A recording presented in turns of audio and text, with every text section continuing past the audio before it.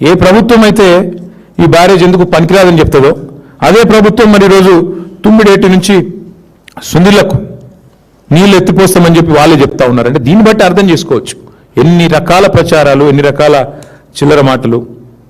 ఒకవైపేమో కూలిపోయిందంటారు, ఇంకోవైపేమో మల్లన్న సాగర్ నుంచి మూసీకి నీళ్లు తెస్తాం 20 TMCలు అని చెప్పి 10,000 కోట్లతోని వర్క్ ఇవాళ చేస్తూ ఉన్నారు. అందుకే గంధమల్ల విషయంలో కానీ, మల్లన్న సాగర్ నుంచి హైదరాబాద్ నీళ్లు తెచ్చే విషయంలో కానీ కాళేశ్వరం యొక్క గొప్పతనం ఈ పాటికే రేవంత్ రెడ్డికి అర్థం అయ్యే ఉంటుంది. మరి ఒక్కసారి దయచేసి ప్రజల్ని, రాష్ట్ర రైతాంగాన్ని కూడా నేను ఒక్కసారి ఆలోచించమని కోరుతా ఉన్నా. ఏం జరుగుతుంది మరి కాంగ్రెస్ వచ్చిన తర్వాత?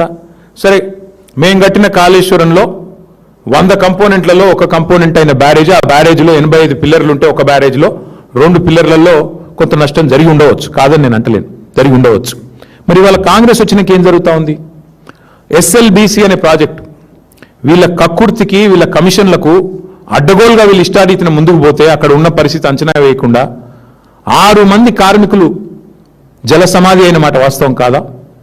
ఇప్పటికీ వాళ్ళ శవాలు ఆచూకీ దొరకని మాట వాస్తవం కాదా?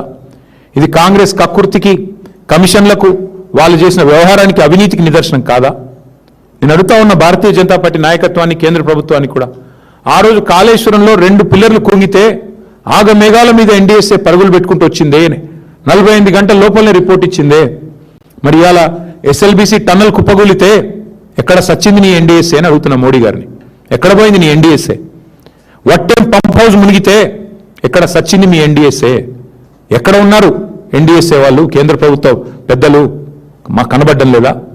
సుంకిశాల కూలిపోతే, రిటైనింగ్ వాళ్ళు కూలిపోయి 120 కోట్లు నష్టం జరిగితే ఎక్కడ సచ్చింది మీ NDSA? బతికుందా? అని ఏ రకంగా వీళ్ళిద్దరిని అర్థం చేసుకోవాలి తెలంగాణ ప్రజలు?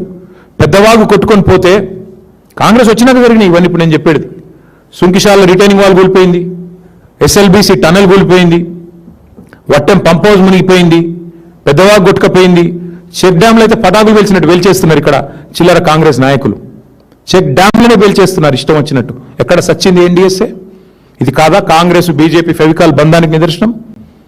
ఈ వాస్తవాలు కావాలని చెప్పేది. ఎందుకు రాదు NDSA? ఆ రోజేమో పిలవకుండానే పరిగెత్తుకొచ్చి 48 గంటల్లో రిపోర్ట్ ఇచ్చి దున్నపోతు నిందని వాడంటే దుడ్డని వీడిగట్టేయమన్నట్టు ఇష్టం వచ్చినట్టు తానా తందాన ఆట ఆడింది కాంగ్రెస్ బీజేపీ కాదా? ఎక్కడ వచ్చారు ఇవాళ కిషన్ రెడ్డి గారు, బండి సంజయ్ గారు? ఎందుకు మాట్లాడతలేరు? SLBC టనల్ కూలిపోతే బీజేపీ వాళ్ళు మాట్లాడరు, వట్టెం పంప్ హౌస్ మునిగితే మాట్లాడరు.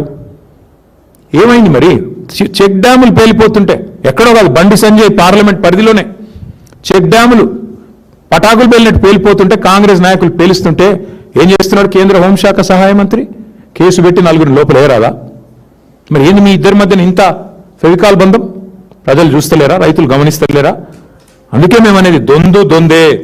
ఇప్పటికైనా కూడా నేను అడుగుతా ఉన్నా, కాళేశ్వరం మీద ఆగమేఘాల మీద ఉరికొచ్చిన NDSA ఇప్పటికైనా నిజంగా బీజేపీకి చిత్తశుద్ధి ఉంటే ఇండిపెండెంట్ ఎంక్వైరీ చేయండి. ఇప్పుడు నేను చెప్పిన అన్ని సంఘటనల మీద ఇండిపెండెంట్గా అసలు మేడిగడ్డలో ఏం జరిగిందో ఒక రిటైర్డ్ జడ్జితో ఎంక్వైరీ చెప్పేయండి.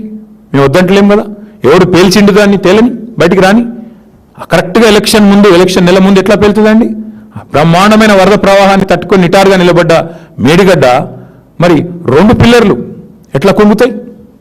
ఇవన్నీ తేలాల్సిన అంశాలు. ఖచ్చితంగా తప్పకుండా భవిష్యత్తులో కాలం తెలుస్తుందన్న మాట కూడా చెప్తూ ఇంకా చాలా ఉంది చెప్పేది. కానీ ఒకటి మాత్రం నేను అపీల్ చేయదలుచుకున్నా ఈ ప్రభుత్వానికి, కేసీఆర్ గారి మీదనో మా మీదనో కక్షతో 2.5 ఏళ్ళు మొత్తానికి ఈ రాష్ట్ర రైతాంగాన్ని రాచి రంపాన పెట్టారు, వాళ్ళని ఎండబెట్టారు. సరే, కాలం బాగైంది, మీకు అవసరం పడలేదు కావచ్చు.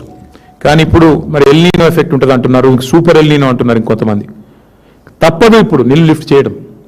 ఇప్పుడైనా బుద్ధి తెచ్చుకోండి. చేసిన రాజకీయం చాలు, చేసిన చిల్లర ప్రచారం చాలు. నిన్నగాక మొన్న మీరు మాట్లాడిన బూతులు అందరం విన్నాం, చెవుల నిండా విన్నాం. ఇక 2.5 ఏళ్ళు మాట్లాడిన బూతులు, కూసిన కారు కూతలు ఇవి చాలు. మా మీద కోపం ఉంటే ఏంటి కేసులే, ఇంకొక 10 కమిషన్లు ఏమేసుకుంటా వేసుకో. కానీ కోపం రైతాంగం మీద తీసి వాళ్ళని ఎండబెట్టి, వాళ్ళ పంటలు ఎండబెట్టి, వాళ్ళ కరెంట్ ఇవ్వకుండా, రైతు బంధు ఇవ్వకుండా, నీళ్ళు ఇవ్వకుండా ఏ రకంగా హింసించడం ఏదైతుందో ఇది ప్రభుత్వానికి తగదు, కాంగ్రెస్ పార్టీకి తగదు. ఇకనైనా లిఫ్టింగ్ స్టార్ట్ చేయండి, ఇకనైనా మీ యాక్టింగ్ బంద్ చేయండి, ఇకనైనా గవర్నమెంట్ మీద దృష్టి పెట్టండి, గాసిప్స్ మీద కాదు, గవర్నెన్స్ మీద దృష్టి పెట్టండి. ఇకనైనా పరిపాలన మీద దృష్టి పెట్టండి, పనికిమాలిన పనుల మీద కాదు అని రేవంత్ రెడ్డి గారు చెప్తూ మళ్ళీ